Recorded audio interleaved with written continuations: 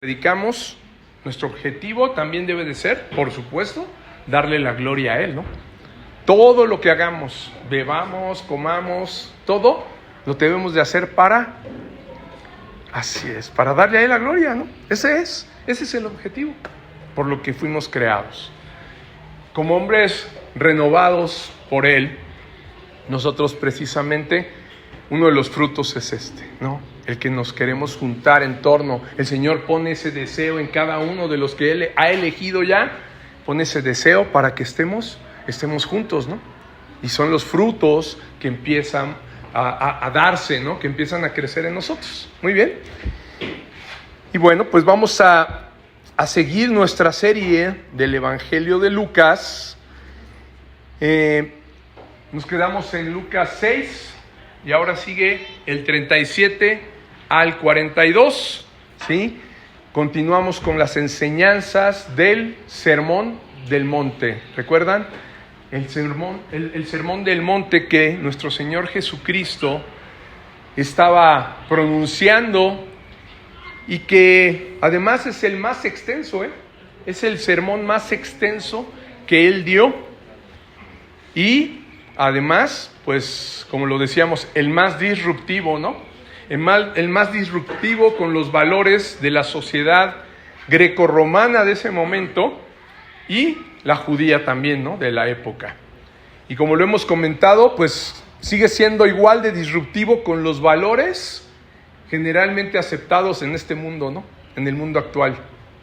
Tú vuelves a repetir la regla de oro, las bienaventuranzas o este mensaje sobre no juzgar y créeme que el mundo dice, suena bien, pero pareciera que lo toma y lo mete en un cajón de religioso, ¿no? Pero es religiosidad. Eso no lo podemos hacer, porque eso no funciona en el mundo, ¿no? En el mundo estamos más acostumbrados, no a darle la gloria a Dios, ¿sí? Sino a los hombres.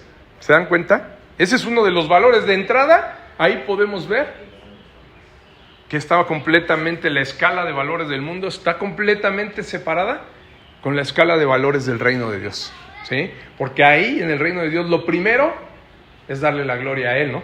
Y lo único, es nuestro fin principal. En el mundo, pues si tú dices eso, el hombre natural, los hombres que no conocen al Señor, que no han sido renovados en su corazón, pues te van a decir, ¿de qué me hablas, no? O sea, yo primero lo mío, ¿no? Oye, pero tienes que obedecer al Señor, tienes que caer de rodillas ante el Señor, tienes que darle la gloria a Él. No. A mí algunas personas me han dicho que les parece ofensivo que yo les diga que se tienen que arrodillar ante Dios. Digo, ¿pero por qué, no? Me estás ofendiendo. No. Es una verdad, o sea, pero si alguien, ¿te das cuenta? ¿Cómo podría alguien pensar que es ofensivo doblar las rodillas delante de Dios? Pues porque no lo conoce, ¿no? Porque no tiene temor de Dios y no piensa humillarse delante de Dios, ¿se dan cuenta? Pero así es en general. Hoy podemos saber que así es en general en el mundo, ¿no? Ese es el mundo actual, pero las promesas, las indicaciones, los nuevos valores, esas bienaventuranzas, estas reglas nuevas que pone el Señor en ese sermón, son las que nosotros en verdad ponemos primero. Esas son las reglas que empiezan a regirnos una vez que nosotros, ¿sí?, somos llamados por el Señor. Hemos recibido ese llamado eficaz y Él nos renueva y pone un nuevo corazón. Si no, créanme, amados, en el hombre natural sabemos que el Señor dejó muchas cosas, ¿no? Sí dejó. El hombre natural puede reconocer, lo hemos platicado varias veces, a través de la naturaleza puede llegar a reconocer a Dios y decir, existe Dios, ¿sí? Esa es la revelación natural, pero la revelación especial es esta precisamente que nos da a través de su palabra. Cuando Él pone la luz, cuando Él renueva el corazón natural, ¿sí?, y pone un corazón espiritual nuevo. Y ahí es donde entonces pareciera como que nos iluminaran un libro que estaba a lo mejor así, como borroso, ¿no? Que no entendíamos, pero a la luz de Él, ¿sí? Y cuando Él retira ese velo, al hacernos nuevas criaturas, entonces empezamos a entenderlo. Y es por eso que entonces sí dices, yo sí estoy dispuesto a arrodillarme delante de Dios. Yo sí, porque entonces ya lo ves de una manera diferente y lo reconoces. ¿Cómo? Precisamente como Dios. ¿Ok? Entonces ese mensaje, pues lógicamente estaba cayendo a los religiosos de la época, a los que amaban más el mundo, pues les estaba cayendo durísimo. Al igual que como cae durísimo al día de hoy estos mensajes, ¿no? Y los vemos como casi imposibles de cumplir. Vamos a ver qué nos dice ahora el Señor. Lucas 6, 37 al 42. Esos son los versículos que vamos a revisar el día de hoy. Prepáralos ahí, ya búscalos en tu Biblia. Y nos habla el Señor sobre el juzgar a los demás. El juzgar a los demás.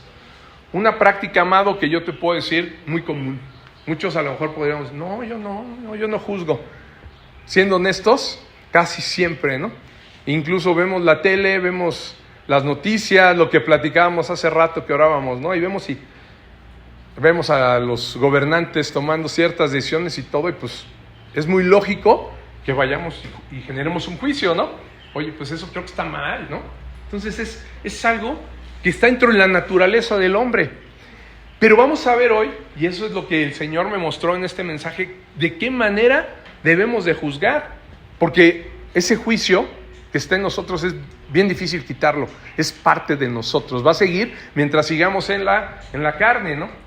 Bueno, pero el Señor nos va a dar aquí una enseñanza y herramientas para ver de qué manera ese juicio debe de ser, ¿sí?, sometido, de qué manera ese juicio debe de ser utilizado de la manera correcta, ¿ok? Y vamos a leerlo, por favor. ¿Quién me ayuda con Lucas 6:37? ¿Sí? Por favor, Luz. El juzgar a los demás. No juzguéis y no seréis juzgados. No condenéis y no seréis condenados. Perdonad y seréis perdonados. Amén. Hijo. Increíble este versículo. En este primer versículo, fíjense, el Señor nos está mostrando el propósito de esta otra enseñanza que añade a las que ya dio en el Sermón del Monte, ¿no? Nos deja ver el Señor cómo nos tratará de la misma manera en que nosotros tratemos a los demás. ¿Se fijan? Dice, no juzguéis y no seréis juzgados. No condenéis y no seréis condenados. Perdonad y seréis perdonados. A mí me suena y me maravilló porque recuerdan que el domingo pasado hablábamos de que la regla de oro era una regla que además es conocida en muchas culturas a nivel mundial, ¿no? Y que incluso, ¿no?, los romanos la habían puesto, el emperador Severo, en oro. ¿Recuerdan que les dije? La puso en letras de oro, la escribió en los tribunales, para que se tomara en cuenta cuando se juzgara a alguien, ¿no?, en los tribunales. Pero que, pues veíamos que era muy difícil y se tomaba como de manera romántica, ¿no? Aunque estuviera en oro, no se aplicaba, ¿ok? Pero esa regla tan grande, que por eso es llamada la regla de oro, fíjense que cuando yo vi esto que sigue, me di cuenta que es igual de grande, o quizá todavía está amplificada. Para mí se me hizo así como una amplificación de la regla de oro. Y vamos a ver por qué, fíjense. ¿Cuál era la regla de oro? Vamos a recordarla. ¿Quién se acuerda? La regla de oro que vimos en Lucas 6:31. ¿No? Sí, exactamente. Esa básicamente así la podemos resumir. Lucas 6:31 nos decía, y como queréis que hagan los hombres con vosotros, así también haced vosotros con ellos, ¿no? Es eso. Como queréis que hagan contigo, haz tú a los demás, ¿no? Esa es la regla de oro conocida por todos. Bueno, ¿por qué te digo que para mí es como una amplificación de la regla de oro lo que vamos a ver, lo que acabamos de leer, ¿sí? Que así como tú juzgues, ¿no?, pues vas a ser juzgado. No condenes para que no seas condenado y perdones para ser perdonados. Te voy a decir por qué me parece una amplificación todavía y más grande y más importante. Es como si elevaras esta regla de oro, la que acabamos de decir, ¿no?, haced a los demás, pero ahora vamos a elevarla a un plano mucho mayor. Ya no es solo que lo que hagáis a los hombres, ¿sí? Es lo que van a hacer contigo, ¿no? Haz a los hombres para lo que tú, como la forma en la que tú quieras que ellos hagan contigo. Ya se sale del plano únicamente terrenal de una relación entre hombres, ¿sí? Entre personas. Y fíjate, ahora lo lleva el Señor a una relación con Él. Porque ahora dice, para no ser condenados nosotros, no debemos condenar a otros, ¿ok? Y para que podamos ser perdonados, debemos perdonar a otros. Pero yo te diría, el perdón y la condena, ¿de quién viene? ¿De quién la debemos recibir realmente? De Dios, ¿no? ¿Sí? Él es el que nos puede perdonar. Si nosotros no perdonamos a los que nos ofenden, nuestro Padre que está en los cielos tampoco nos perdonará. Amén. De lo que está hablando Lucas es precisamente del perdón. Por eso te digo, es la relación de nosotros con los hombres, a quienes debemos no juzgar, no condenar, a quienes debemos perdonar, para que la forma en la que nos trate el Señor sea igual, ¿sí? Él también nos perdone. Y así nos lo muestran con un poquito más de claridad los evangelios sinópticos. Tanto Mateo como Marcos, fíjense, nos muestran que esta acción de la que habló Jesús es una acción directamente relacionada con lo que decíamos, con el que decíamos. El único que puede juzgarnos, perdonarnos y condenarnos, ¿no? Que es Dios mismo. Vamos a ver qué dice los evangelios sinópticos. Mateo 6, 14 y 15 y Marcos 11, 26. Bueno, aquí estaba la regla de oro que leímos. Ahora sí, perfecto. Mateo 6, 14. Por favor, Lili. Porque si perdonáis a los hombres sus ofensas, os perdonará también a vosotros vuestro Padre Celestial. Amén. Ahí está, ¿no? Ahí sí lo está dejando más claro Mateo. No está solamente hablando de que si tú perdonas al otro, el otro te va a perdonar. Porque te voy a decir algo, eso no es una garantía. ¿Están de acuerdo? Oye, yo ya te perdoné, y el otro, ¿qué tal si dice? Sí, pero yo no te quiero perdonar. Oye, pero la palabra dice, ¿no? Que me tienes que perdonar porque yo te perdoné. Volvemos a lo mismo. Si es alguien que no es creyente, dice, ¿yo? ¿De qué me hablas, no? ¿Qué palabra? No te va a perdonar. Por eso Mateo aquí sí es un poco más claro. Mateo sí nos deja ver, si perdonáis a los hombres sus ofensas, os perdonará también a vosotros vuestro Padre Celestial. ¿Ya vieron? Es una relación de nosotros con los hombres, pero que trae una respuesta eterna y futura de Dios con nosotros. Y el 15, por favor, ¿qué dice Mateo 6:15? Quien quiera leerlo también está aquí. Si no perdonáis a los hombres sus ofensas, tampoco vuestro Padre os perdonará vuestras ofensas. Así es. Entonces, si perdonáis, nuestro Padre Celestial te va a perdonar. Pero si tú no perdonáis a los hombres sus ofensas, pues Él tampoco perdonará vuestras ofensas. ¿Se dan cuenta? Por eso les decía, es una amplificación de la regla de oro, ¿no? Esto lleva todavía una implicación más arriba. La otra sí nos decía, ¿no? Haz a los demás como quieres que hagan contigo. Es una relación entre hombres. Pero aquí es una relación entre hombres con una consecuencia celestial. Es nuestro Padre Celestial el que perdonará o no perdonará las ofensas dependiendo si nosotros perdonamos o no. ¿Ok?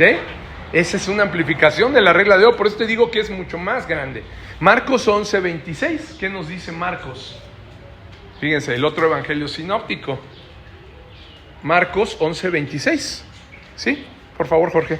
Porque si vosotros no perdonáis, tampoco vuestro Padre que está en los cielos os perdonará vuestras ofensas.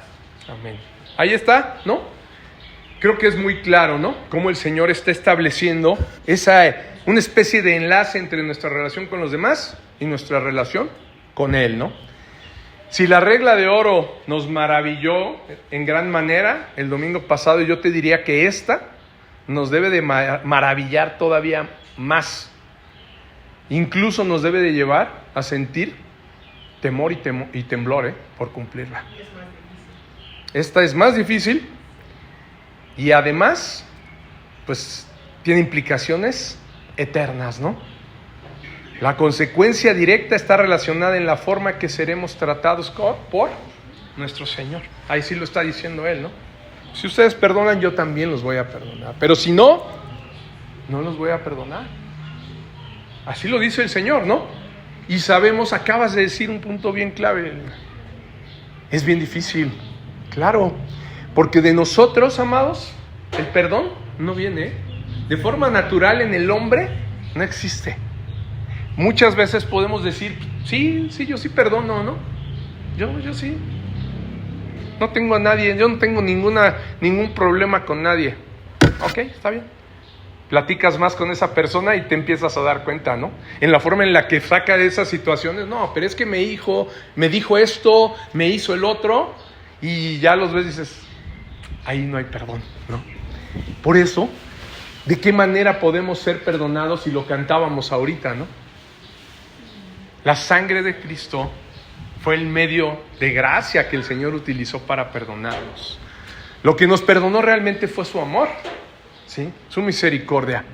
Pero la sangre de Cristo, lo que Él hizo, ¿sí? Cumplir ese plan divino que el Señor había ya establecido, fue lo que nos perdonó.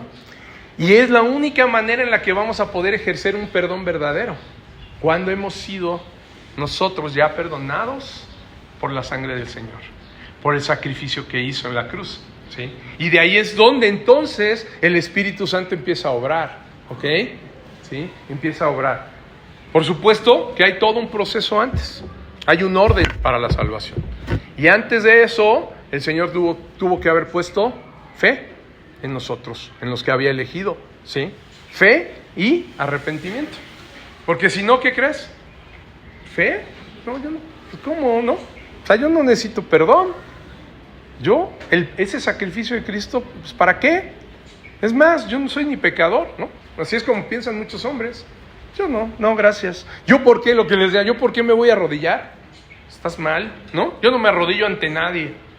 Bueno, no te estoy pidiendo que te arrodilles ante hombres. Solamente ante el Señor, ante Dios, al que te creó y al que además te quiere salvar, que hizo todo para darte salvación, ¿no? Entonces, se dan cuenta cómo es algo, y sí, bien, tiene razón Liliana, muy difícil, pero que en verdad es muy, muy importante. Ya no es nada más como la regla de oro, que nos indica que como tratemos, seremos tratados por los demás. No, ahora nosotros, ¿cómo seremos tratados? Es una acción presente, lo que hagas con el otro, si lo juzgas, lo condenas o lo perdonas, entonces tiene una repercusión, ¿qué? Futura, eterna y celestial, porque ahora lo estás viendo con el Señor, ¿no? Lo vas a ver el resultado con Él, ¿ok?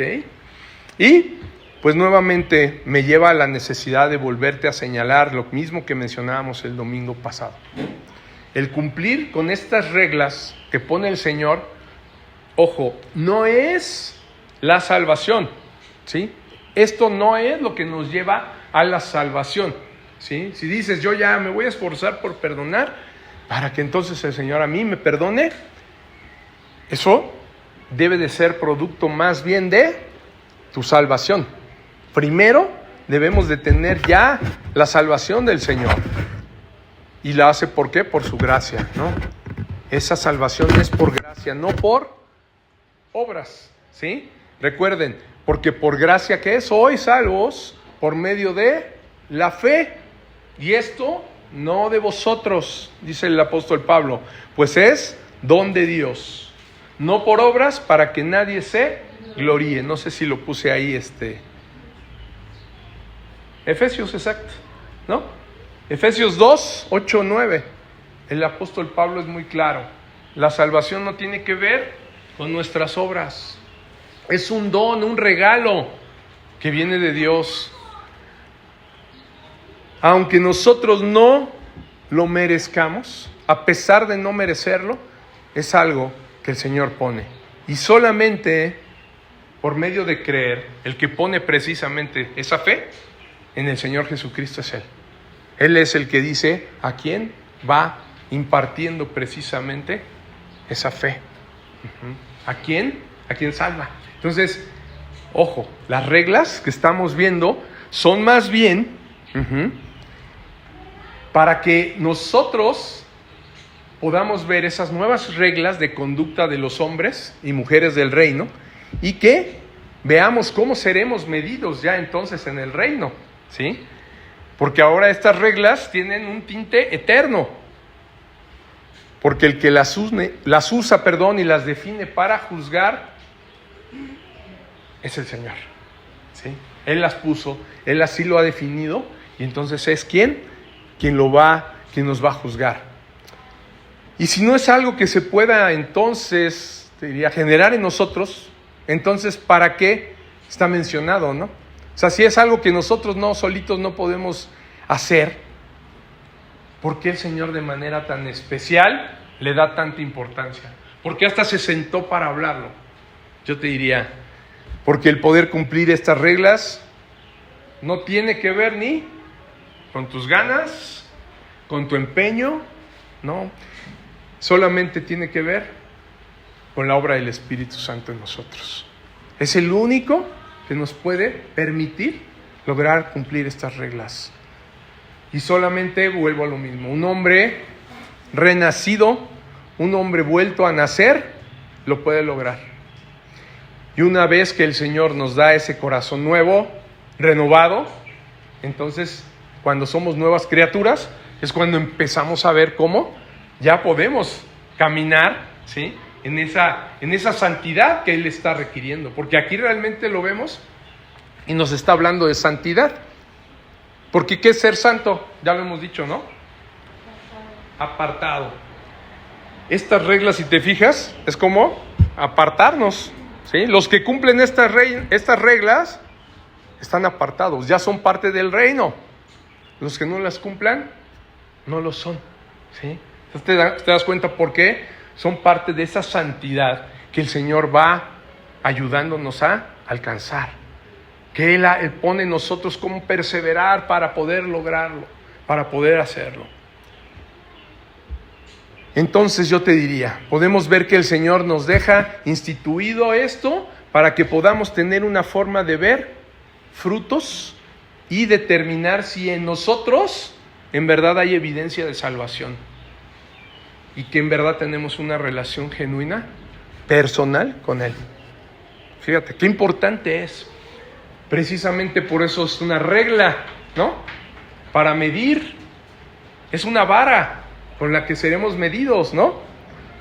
Es decir, pásale. Vamos a ver si en verdad eres de este reino o no. ¿Te das cuenta? Es como si en el reino, en el juicio, va a estar precisamente la palabra, los libros serán abiertos y sobre esto vamos a ser juzgados. Tus obras, vamos a ver. ¿Cómo son tus obras? ¿No? ¿Cómo fueron tus obras? Por supuesto que va a ser terrible ver todo lo que hicimos antes de conocer al Señor, ¿no? Ahí vamos a decir, Señor, no soy ni de este reino, no. Vamos a tener la seguridad, si nuestro nombre está escrito en el libro de la vida, quiere decir que después esas obras que vienen después, el Señor las conoce. Conoce todo lo que hicimos antes de conocerlo, antes de ser renovados por Él.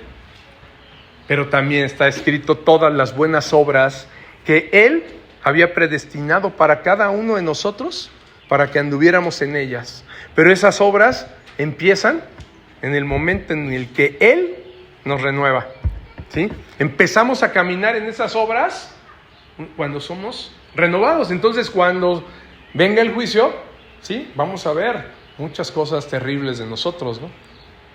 Serán expuestas, pero de igual manera, ¿qué crees?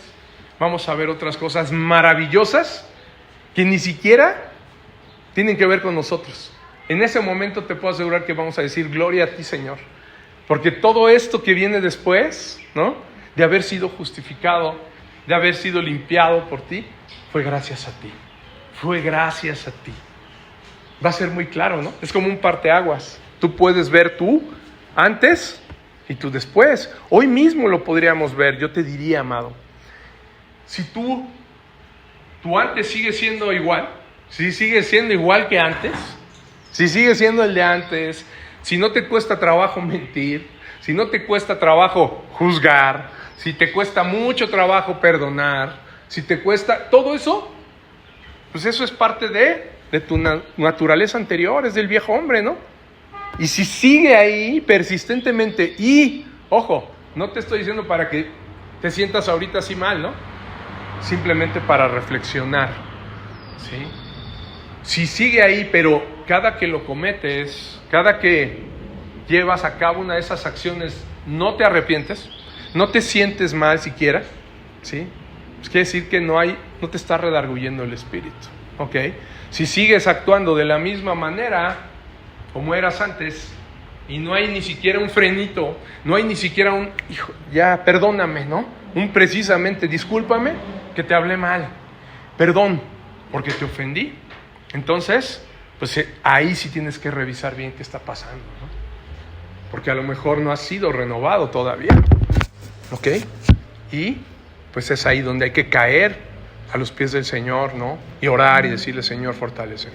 Y de igual forma, si seguimos haciendo lo que va a seguir sucediendo, porque seguimos en la carne, hasta no ser glorificados en un cuerpo perfecto en el Señor Jesús, vamos a seguir teniendo estas tentaciones y estas ocasiones de caer. Pero la diferencia es que cada vez que suceda, debes de sentirte incómodo, debes de sentirte mal, ¿sí? Al grado de que llegue un punto en el que ya no lo hagas, ¿sí? En el que ya no lo hagas, en el que digas, no, yo no debo ni siquiera levantarle la voz, ni contestarle a una persona que me agreda, ¿no? Yo no tengo por qué, porque mi testimonio ante el Señor está primero, ¿sí? Amén. Muy bien. Es una guía precisamente esto. Esto es una guía. Son instrucciones que el Señor nos deja para cada situación. Y aquí hay una bien importante en esta que estamos viendo de juzgar. Hay algo, todas las situaciones que el Señor nos permite ver, donde hay juicio, donde hay enojo, donde no perdonamos, donde condenamos a otros, nos las deja el Señor, son visibles para que precisamente aprendamos cómo utilizar lo que decíamos hace rato, el juicio, ¿sí? El juicio lo tenemos de manera natural, siempre. El Señor nos lo puso precisamente para juzgar entre lo que debemos hacer bien y no, entre lo correcto y lo incorrecto, ¿ok? Pero ahora hay que utilizarlo como un juicio crítico. Y vamos a ver de qué nos habla. Quizá estás pensando ahorita seguramente, pues ¿qué no se supone que no debemos de juzgar? O sea, a ver, no debemos de juzgar, pero pues tenemos el juicio, ¿no? Y ahorita nos dices, pastor, que hay que usar el juicio, ¿no? Crítico para ciertas cosas. Bueno, este punto así exactamente te lo puse a propósito, para distinguir qué juicio es el que quiere el Señor en nosotros y qué tipo de juicio no quiere el Señor en nosotros, ¿ok? El juicio está, sí, y lo debemos usar, sí, pero no con los demás y de qué manera, ¿ok? Vamos a ver.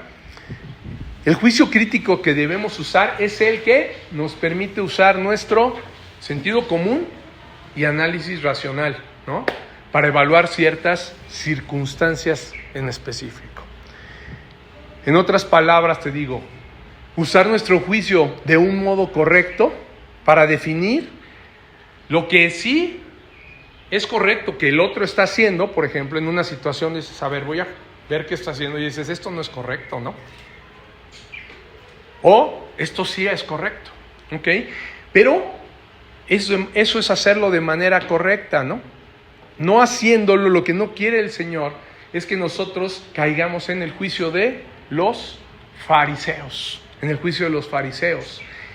creyéndonos nosotros con la facultad de, entonces, además del juicio crítico, ¿sí? Ahora voy a criticar al otro. Ya vi que está mal y está bien. Eso te diría yo, por eso hablo de sentido común. Eso cualquiera podría decir, ¿no? Si alguien ahorita llegara y tirara la pantalla, ¿no? Y yo les diría, ¿eso que hizo es correcto o no? Creo que la mayoría diríamos, pues no, ¿verdad? Es muy sencillo. Pero después levantar críticas contra esa persona, ¿no? Y decirle, eres un hijo de Satanás, eres del... Ahí es donde entonces, a ver, espérate, hay que ver qué pasó, ¿no? ¿Qué hubo? ¿Qué lo motivó? ¿Sí? Para llegar y de repente tirar la pantalla. Vamos a platicarlo, ¿no? Primero, ahí es donde nos detenemos. Y no como los fariseos, porque nos creemos con facultad de criticar a otros, censurarlos, ¿no? Queriéndolos comparar con nosotros mismos. Es decir, él sí está muy mal, porque yo en ningún momento me atrevería, nunca en mi vida, a tirar la pantalla, ¿no? ¿Sí? O sea, ahí tú te estás poniendo como los fariseos. ¿Y qué mejor manera de entender este tipo de juicio que no debemos ejercer que por medio de una parábola de nuestro Señor Jesucristo? Que precisamente nos muestra el juicio erróneo de los fariseos y el juicio correcto que debemos ejercer los que somos hijos de Dios. Lo vamos a entender mucho más. Pon mucha atención en lo que nos dice Lucas. Nos vamos a adelantar un poquito al 18, pero me pareció el mejor ejemplo que nos pone el Señor para poder entender esta forma. ¿Qué juicio quiere y qué no juicio quiere el Señor de nosotros? Es la parábola del fariseo y el publicano, ¿sí? Y aquí está también en la pantalla y déjame leértela yo. Dice, a unos que confiaban en sí mismos como justos, o sea, ellos ya se sentían que actuaban de manera justa, que eran justificados, ¿no? Y menospreciaban a los otros, ¿sí? Ahí estaba. Eran justos según su propio entendimiento, menospreciaban a los otros. Dijo también esta parábola. 2 hombres subieron al templo a orar. Uno era fariseo y el otro publicano. El fariseo, puesto en pie, oraba consigo mismo de esta manera: Dios, te doy gracias porque no soy como los otros hombres, ladrones, injustos, adúlteros, ni aun como este publicano. Ayuno 2 veces a la semana. Doy diezmos de todo lo que gano. Mas el publicano, estando lejos, no quería ni aun alzar los ojos al cielo. Ni siquiera se atrevía a levantar su vista, ¿te fijas? Sino que se golpeaba el pecho diciendo: Dios, sé propicio a mí, pecador. Y dice el Señor Jesús: os digo que éste descendió a su casa justificado antes que el otro. Porque cualquiera que se enaltece será humillado, y el que se humilla será enaltecido. ¿Te das cuenta cuál es el tipo de juicio que no quiere el Señor? ¿Ya lo vieron? Es muy claro, ¿no?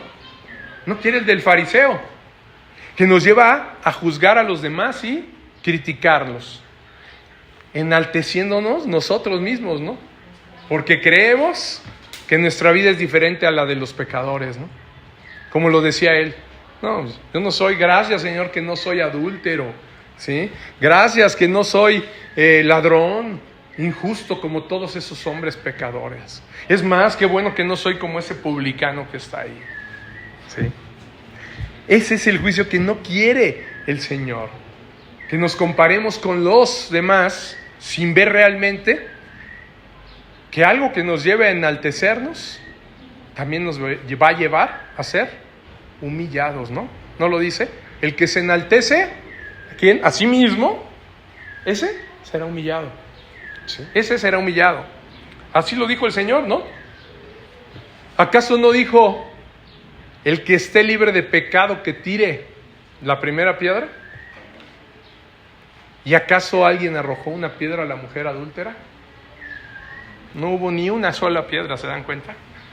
Por eso la imagen, ¿no?, que les mandé por ahí, dije, ¿qué imagen me puede hablar de no juzgar a los demás? Había muchas que estaba gente así juzgando con los dedos, ¿no? Pero me gustó más la imagen de la mano en la piedra.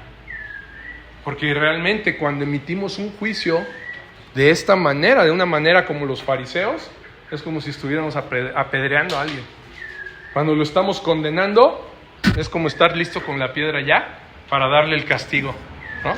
El castigo que dijo Moisés, ¿no? Ellos estaban pensando, es una mujer adúltera, la encontramos en adulterios, ¿listos? 1, 2, no todos, apedrearla.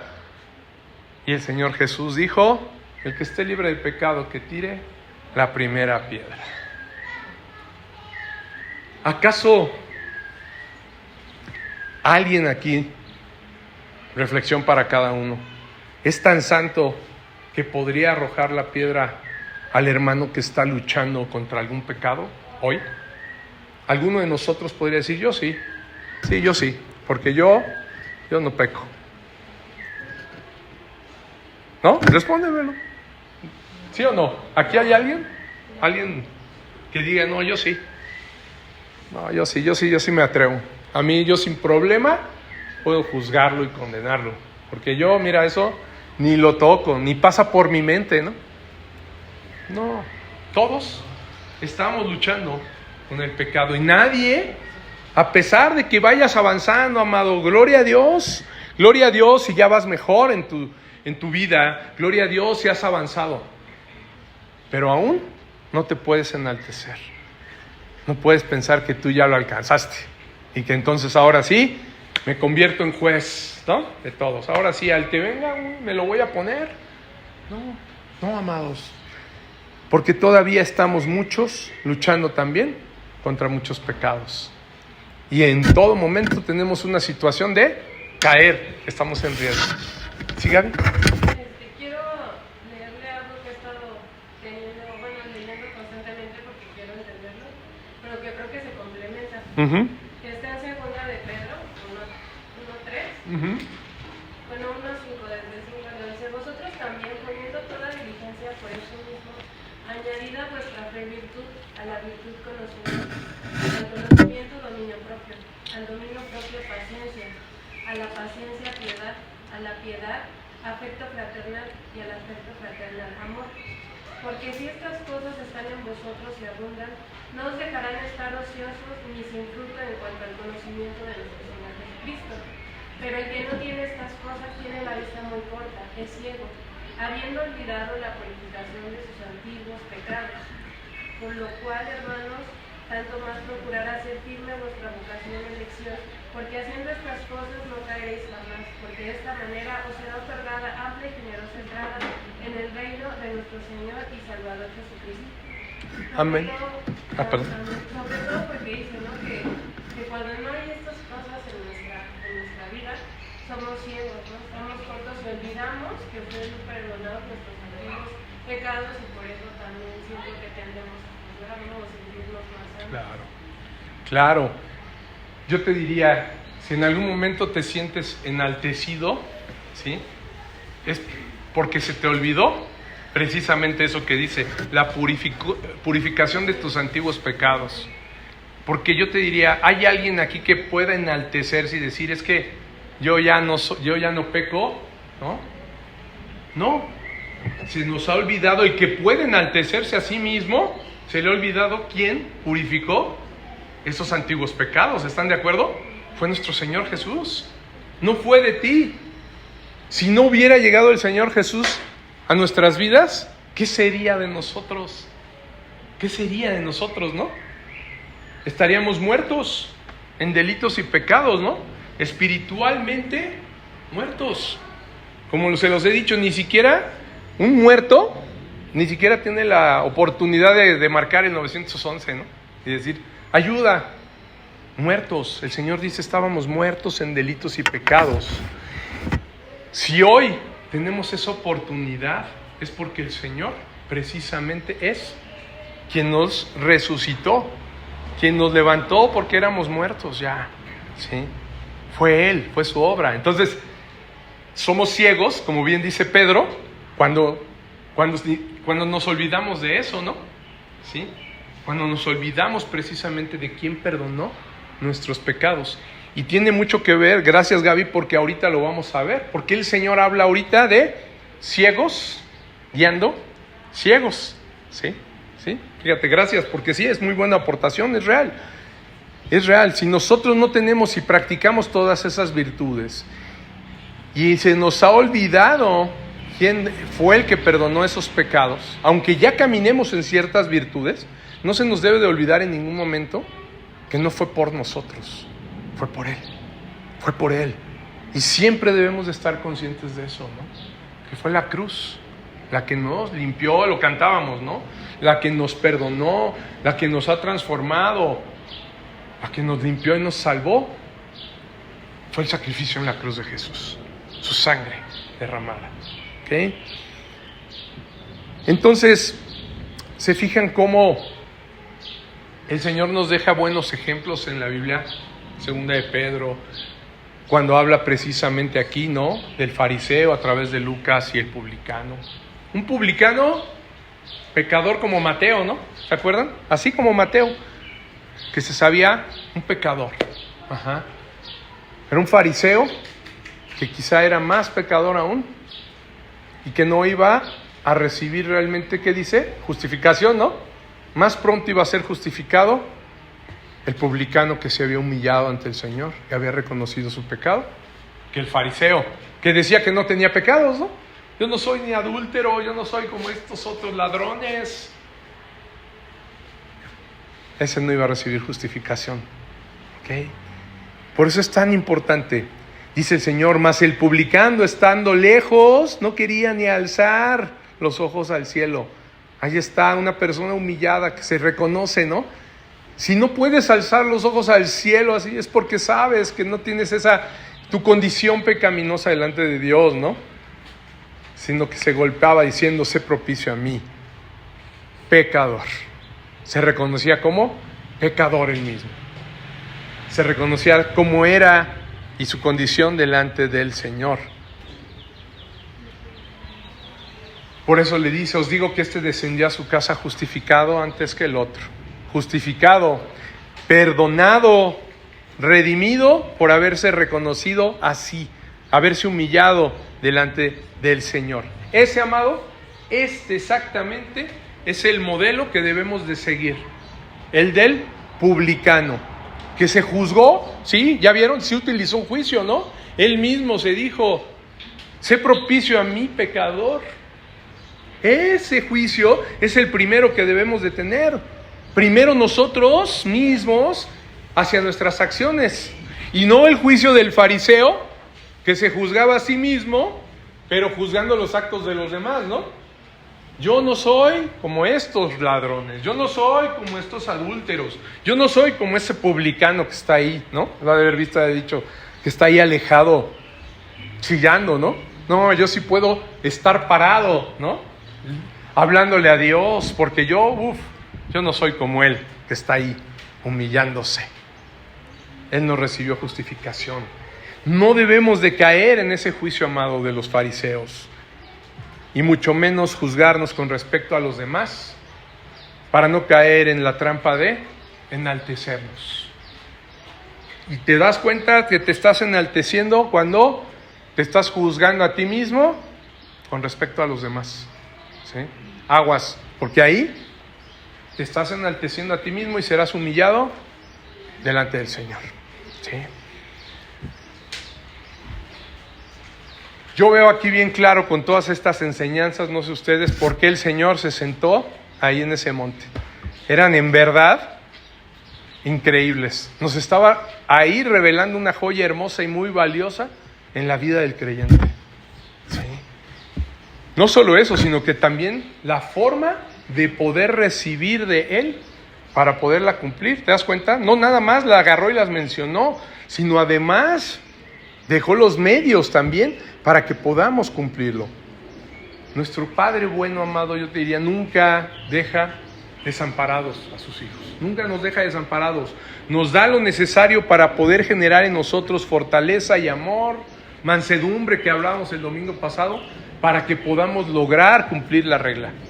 Y nos lo dice a continuación, fíjate el 38, cómo ya el Señor primero emite la regla, dice, ¿no? Lo que es la nueva regla, como nos debemos de comportar, pero ahora nos dice cómo hacerlo. El 38, ¿qué dice? ¿Quién lo quiere leer? Lucas 6. Medida buena, apretada, reducida y rebosando darán en vuestro regazo, que con la misma medida con que medís, os volverán a medir. Ahí está. Fíjate qué está diciendo. En lugar de juzgar, debes dar para que a ti también el Señor te dé, ¿no? Dad y se os dará. ¿Sí? Porque como lo decíamos al principio, el Señor nos va a tratar, ¿qué? De la misma manera que como tratemos a los demás, ¿no? Y entonces ahora entramos en otro campo, ¿no? Ya vimos que no debemos de juzgar, no debemos condenar y que sí debemos perdonar. Pero ahora, ¿cómo es que voy a dar para que el Señor me dé esta medida buena, apretada y remecida, ¿no? ¿Por qué apretada, amados? ¿Por qué creen que una medida, aquí lo que menciona es, dice apretada? O sea, si te dan una medida de algo, imagínate un costalito, ¿no? Si tú lo sacudes más, así, y lo aprietas, pues le cabe más, ¿no? O sea, es una medida así, buena, apretada, dice, y remecida, ¿no? Remecida, precisamente eso, ¿no? Remecida para que le quepa más. Dice, y rebosando, ¿sí? Que se desparrame. Eso es lo que el Señor promete darnos, ¿sí? Una medida buena, apretada, remecida, que se desborde, que se derrame. Pero ¿qué dice? Lo que demos es lo que recibiremos, ¿no? También a cambio. Y para que reciban más, tienen que dar, porque así seremos medidos en el reino. En la medida que demos, lo que Él nos dará es una medida todavía desbordante, mayor, ¿sí? Y fíjate cómo dice el 39, ¿no? Y les decía, ¿qué? Una parábola. ¿Quién lo quiere leer? Y les decía una parábola. ¿Acaso puede un ciego guiar a otro ciego? ¿No caerán ambos en el hoyo? ¿Y el 40? De una vez. El discípulo no es superior a su maestro, mas todo el que fuere perfeccionado será como su maestro. Amén. Aquí está claramente. Nadie puede dar lo que no tiene, ¿no, amado? ¿Sí? ¿Se dan cuenta? ¿Por qué nos dice dar y se os dará? Ok, pero ¿cómo voy a dar si no tengo? Y lo mismo aquí explica. Como un ciego puede guiar a otro ciego, ¿no? Por eso les digo, nadie puede dar lo que no tiene. Si tú no ves, ¿cómo vas a guiar al otro? Seguramente pues, caerán en un hoyo, dice, ¿no? Si nosotros no hemos salido de las tinieblas a la luz, ¿cómo podemos ser luz para guiar a otros? Y si nosotros no hemos aprendido del maestro, ¿cómo podemos ser maestros, no? ¿Cómo vamos a guiar a otros? ¿A dónde los vamos a guiar? Pues a un hoyo, ¿sí? Si estamos en tinieblas y sin ver, si no sabemos por dónde es el camino, los vamos a llevar a un hoyo. Lo que nos dice el Señor es que en verdad debemos de ser discípulos de Él para poder quitar nuestra ceguera espiritual que realmente todos tenemos y andar por donde Él anda, ¿no? Siendo discípulos lo vamos a seguir. Vamos a saber por dónde caminó el Señor, por dónde nos manda caminar. Porque si no, ¿a dónde los vamos a llevar? Al hoyo, dice, ¿no? El ciego guía a otro ciego al hoyo, ¿no? Los dos se van a ir al hoyo. Dice también que los discípulos que no seremos superiores al maestro, ¿no? El maestro que es Cristo. Y es real. Pero si nos dejamos guiar por Él, llegaremos a ser como Él, ¿no? No superiores nunca, ¿no? Eso es algo imposible. Pero sí podemos llegar a ser como Él, como nuestro maestro. Y no hay forma de lograrlo más que siguiéndolo. ¿De qué otra manera? No hay más. Y para eso el Señor nos dejó precisamente los medios de gracia. ¿Cómo lo sigo? ¿Cómo estoy fortalecido? ¿Cómo el Señor va a quitar mi ceguera espiritual? Por medio de la oración, de su bendita palabra, de congregarnos, ¿no? Lo decíamos, de congregarnos y de discipularnos. Si dejamos alguno de estos medios, amado, estos medios de gracia, yo te diría, ¿cómo podremos dejar de ser ciegos? Si yo no me congrego, ¿Cómo voy a aprender a llevar a cabo todo esto que habla en el Sermón del Monte? Estando yo solito en mi casa, ¿no? Con mis propias ideas. ¿Cómo lo voy a poder practicar si no voy con los hermanos a practicarlo? ¿Te das cuenta? Si no quiero ni siquiera ver a los hermanos, ¿cómo puedo yo querer desarrollar esto que tiene el Señor? Por eso el congregarnos es un medio de gracia. Además, si no me congrego, ¿qué crees? Pues me estoy desobedeciendo al Señor, ¿no?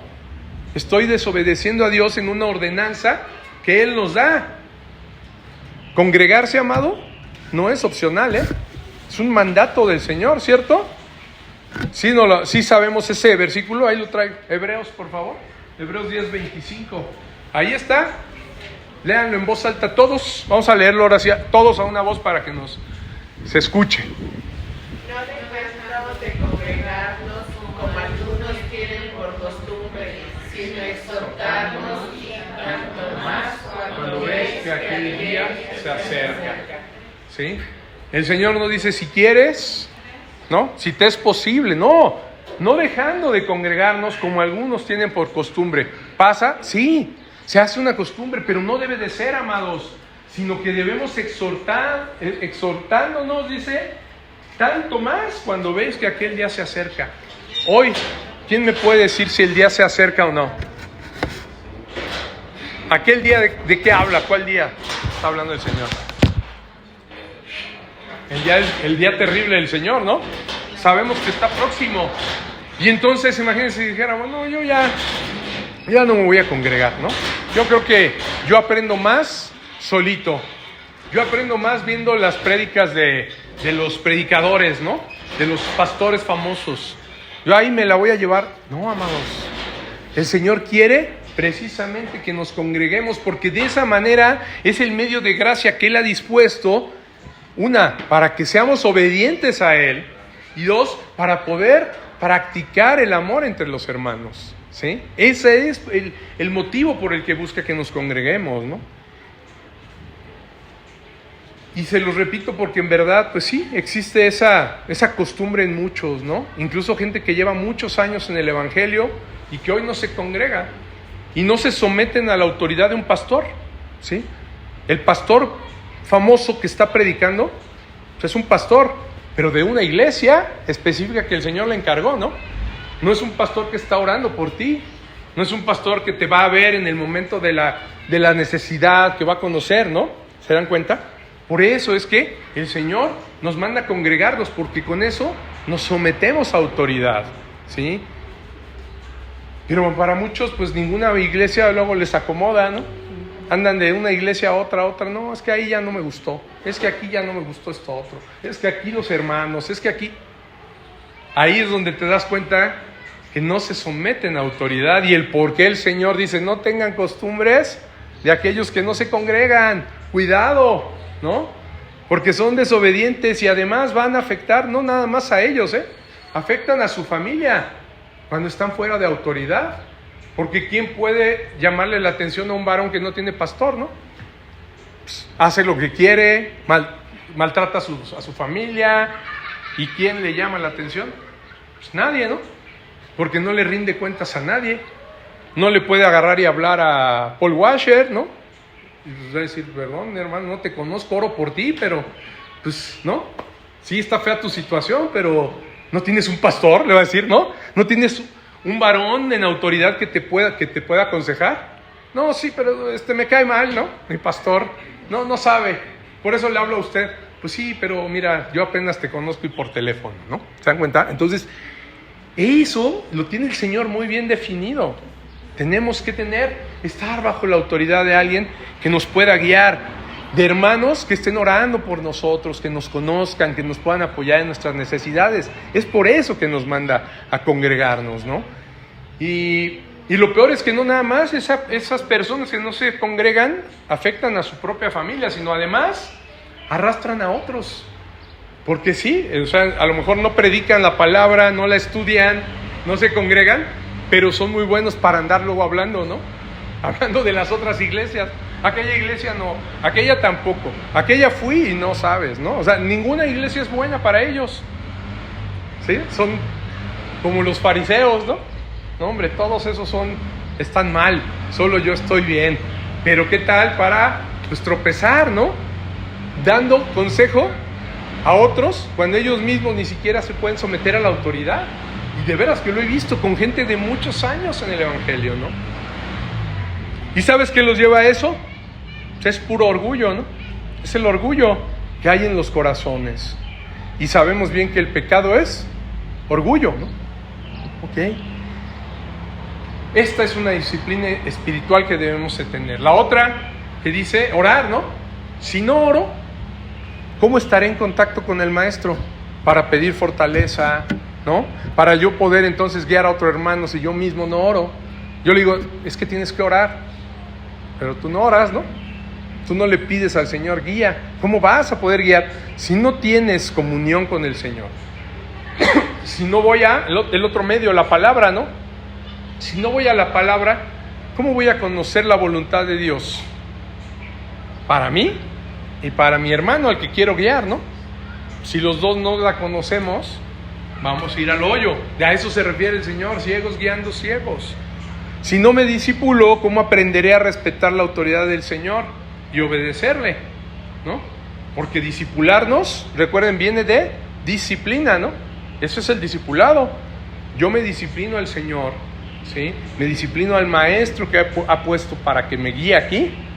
Y entonces estoy aprendiendo precisamente a respetar a la autoridad del Señor, primeramente, porque el que lo manda es Él, ¿sí? Y en ese camino del discipulado, pues ahora sí voy a aprender yo después a guiar a otros, ¿no? Lo mencionábamos el viernes, ¿no? Que lo más deseable es que nosotros mismos tengamos también discípulos, ¿sí? Nosotros mismos nos discipulemos y después hagamos discípulos también, que podamos aconsejar a alguien más, ¿ok? Y bueno, ya para cerrar, para terminar, ¿qué dice el 41 y el 42? 41 y 42. ¿Por qué miras la paja que está en el ojo de tu hermano y no echas de ver la viga que está en tu propio ojo? ¿O cómo puedes decir a tu hermano, hermano, déjame sacar la paja que está en tu ojo, no mirando tú la viga que está en el ojo tuyo? Opina, saca primero la viga de tu propio ojo y entonces verás bien para sacar la paja que está en el ojo de tu hermano. Ok, amén. No quiero ni imaginarme al Señor diciéndome eso. Imagínate que llegues y te diga el Señor, hipócrita, saca primero la viga de tu ojo, ¿no? Y entonces verás bien para sacar la paja que está en el ojo de tu hermano. ¿Te imaginas qué dolor tan grande, no? Que así nos llame el Señor, que nos pudiera decir eso. O qué pena, ¿no? Hijo, Señor, perdón. Y hay un versículo precisamente que el apóstol Pablo nos repite de esta enseñanza del Señor, que todos ya conocemos. Romanos 2:1, ¿sí? Por lo cual eres inexcusable, oh hombre, quien quiera que seas tú que juzgas, pues en lo que juzgas a otro, te condenas a ti mismo, porque tú que juzgas, haces lo mismo, ¿sí? Cuando juzgas, ¿qué crees? Este dedo está juzgando a alguien y este otro te está apuntando a ti. Así de sencillo. Acuérdate, cuando vos juzgues, creo que también estoy hablando de mí, ¿sí? Antes, saca la viga que te estorba para ver cuando quieras sacar la pajita, ¿no? Del otro. Ay, traes una paja, ¿no? Ahí. Amados, el Señor es muy claro al cerrar con esta enseñanza. No hay manera que un ciego guíe a otro ciego, y menos que el que está cegado en su propio juicio acerca de sí mismo, considerándose que mejor que su hermano, mejor que los demás, ¿sí? Que el que tiene el juicio del fariseo, que no permite precisamente, ¿no?, darnos cuenta de que tenemos una viga delante de nosotros. No hay manera de que pueda querer sacar la paja del ojo del otro, ¿sí? Porque sacarle una paja, fíjate, quitar la viga es más fácil. Quitar la viga, pues está aquí, es grande, ¿no? Pero solamente te darás cuenta cuando en verdad tú primero revises tu situación, que te reconozcas cómo eres delante del Señor. Porque si no, esa viga, aunque sea muy visible, no la quitas. Y menos vas a querer ir y quitar la pajita del hermano, ¿sí? Porque eso requiere que más delicadeza, ver bien, ¿no? Porque dices, a ver, déjame ver, ¿qué traes ahí en el ojo, no? Cuando le dices a alguien así, te acercas así, ¿qué traes? A ver, te tienes que acercar para ver y ayudarlo a quitarla. Pero si hay una viga delante de tu ojo, ¿cómo vas a querer quitarle la paja? ¿No? Una paja que además te diría, amado, que parece que le molesta más al que la quiere quitar que al que la trae. A veces el que la trae dice, ¿cuál? No, sí traes algo. Y al que le molesta más es al que la quiere quitar. ¿Te das cuenta? A ese le molesta más la paja del otro, del hermano que la trae. Créeme que esto es muy importante para el Señor. De veras, este mensaje es importantísimo. Yo te diría, no lo eches en el saco roto. Porque ya vimos que esto, el juzgar a los demás, el no perdonarlos, traspasa el plano espiritual. Y nos da una ceguera espiritual con la cual, si nosotros no quitamos primero la viga, ¿sí?, no vamos a poder guiar a otros.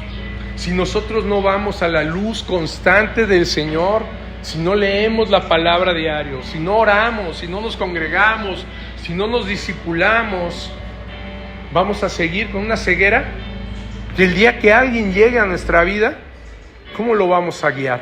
¿Cómo lo vamos a ayudar? Dad y se os dará.